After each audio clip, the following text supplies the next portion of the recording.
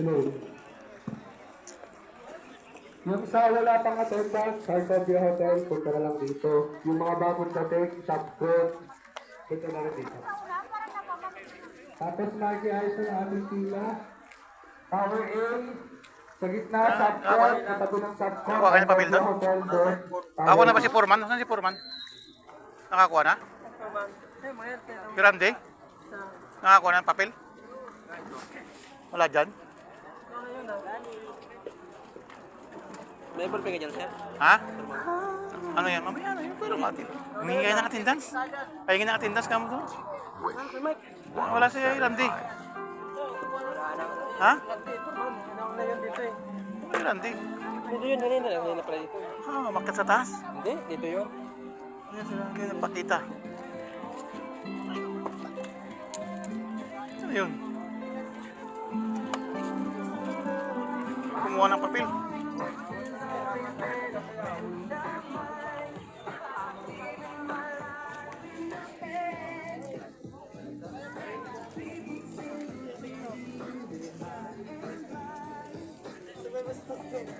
Wala? Wala si Randy?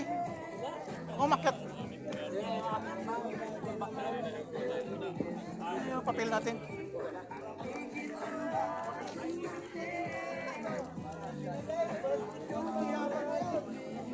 Wala, sinabi ko na break.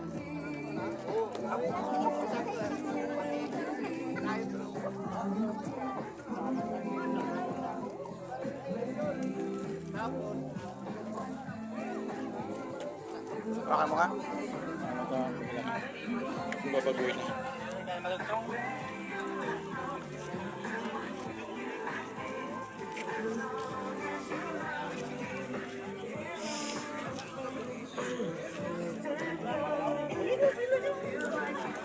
Batang... Pipicture namin yan eh. Ating mga pila, yung mga kari, punta na ulit ha.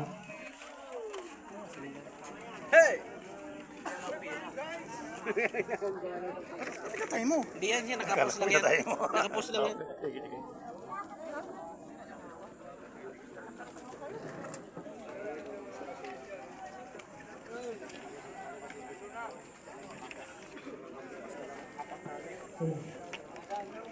Ang ganda yung lamisa mo ah. Ayos yung lamisa. Akala ko nakakuha ka rin ng papel. Ay, hindi ka pa dumilis. Nagpila ko. Yung mga nakakuha kita, punta dito sa unahan, pagkain ko na pula. Oh, pila-pila para makita tayo. Ito, mag-attendance na lang kayo ah. Attendance.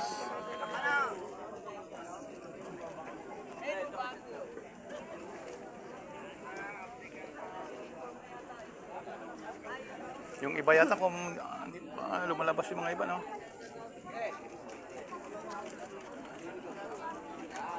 Yan, para makita. Makita na mayroong BD. Dito, hanggang sa likod.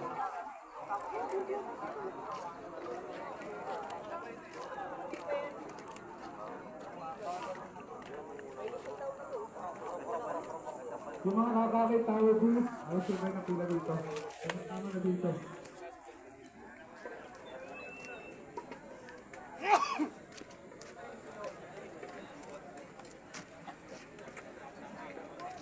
Kahit natanggal kayo ng ating mga hard hat, bilang panggala, pagdating ng pagkasal, sa ating pagkasal, tinatawagan ko sila, ayun,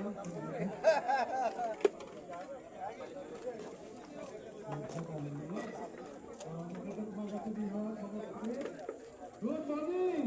Good morning!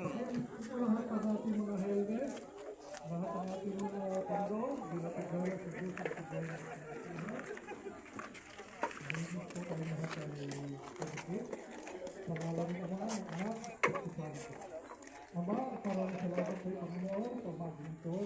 Samahan po kami Panginoon sa umaga ito na ang lahat po ng aming pag-uusapan ay nawa ito ang nawaan at pagpilihan ng bawat Panginoon, ingatan niyo kami sa aming mga trabaho at ang mga Panginoon ang mga sakuna ang mga pangyayari na isa o Diyos sa nakababatid Alisin mo, Panginoon, ano man mga sakuna, ano man disgrasya, na ikaw, O Diyos, ang siyang kumalalay sa bawat sa Panginoon. Ingatan mo nga po kami ang bawat sa Panginoon. Ganun din po, Panginoon, sa mga tahanan namin. Ingatan mo sila, Panginoon. Abutin mo mo pagpalang kamay ang aming pamilya, Panginoon. Upang sa patuloy namin, magkaroon namin sila ng ayos at kita sa iyong mga kamay. Ama, dinadalaman din namin sa iyo, Panginoon, ang mga namumuno sa amin, na bigyan mo sila ng Diyos ang malawak na pag-iisip, na manood nila ang lahat ng bagay, ang lahat ng mga problema sa lirani na nagaganap dito sa construction, na ibigay mo sa kanya, Panginoon, ang nararapat na pagkainawa at dadala ng mga trabaho, Panginoon. Tulungan mo ang bawat sa Panginoon sapagkat ikaw lang, O Diyos, ang tanging pagpapagbibigay sa amin ng pag-unawa at ng lahat ng mga desisyon sa bawat sa amin na ikaw, O Diyos, ang patuloy na mamuna sa bawat. Maraming salamat sa iyo, sa kabutihan mo, sa mga pagpapala, sa lahat ng bagay na pag-iingat mo sa bawat Panginoon. Maraming salamat po, O Diyos, sa po sa abot na namin, sa pangalan ng Ama, ng Anak, at Espiritu Santo. Amen. Amen. Makitin lahat. Bago po ako maging sa ating mga policy, gusto ko ibahagi sa inyo ang marami sa banal ng sulatan. Alam niyo po natin na marami tayo mga abala sa buhay natin ngayon, ano? Bibihira sa atin yung nakakasimba na, ano? Saka yung mga nananalangin. Sino po sa atin yung mga nananalangin sa umaga? Taas po kamay. Lahat po ba ay nananalangin? At pag hapon tayo ay nananalangin. Di ba? Yung kasalanan sa Diyos? Amen. Sino po yung umiinig sa Diyos? Kaya natin kamahalan ko sa buhay.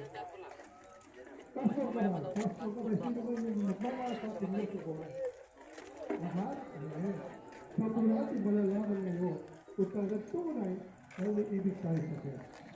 Alam niyo mga kapatid, hindi ligid sa atin na marami tayong abalahan.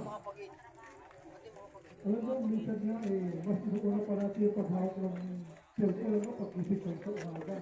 Kaysa tayo ay magpasalamat sa Diyos. Alam niyo, hindi ito ito ay plano ng Diyos upang inyo mapakinggan ang tunay na pagkakas sa buhay. Ako po ay si Brother Rodrigo Pagayes, Charity Central Country Family Ministry. Isa po akong elders sa aming simbahan na nagtuturo ng banal na salita. Kaya nga po ba dito, hayaan nyo pakinggan nyo ang salita ng Diyos sa umagang ito. Sabi na ito po ay nanandahan ko na po ito. Ay tagal na piniplano pa na ito ngayon ako na start. Ngayon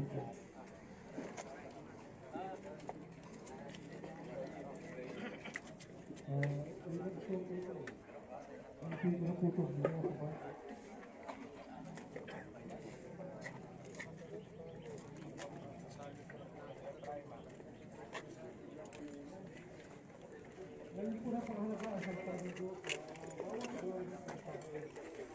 Ito po ay makakano Panginoon upang tayo ay makakinig ng araw. Alam nyo, napaka-importante na salita ng Diyos.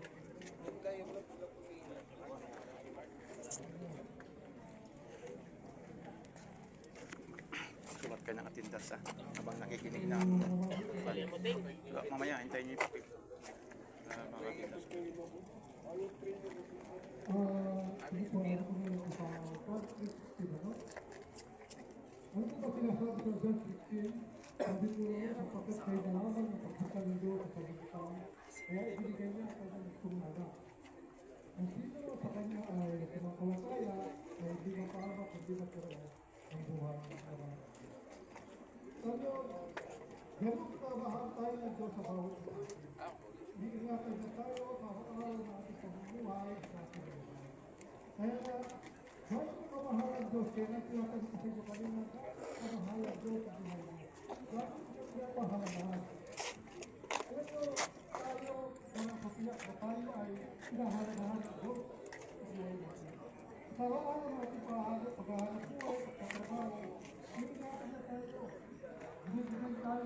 Kaya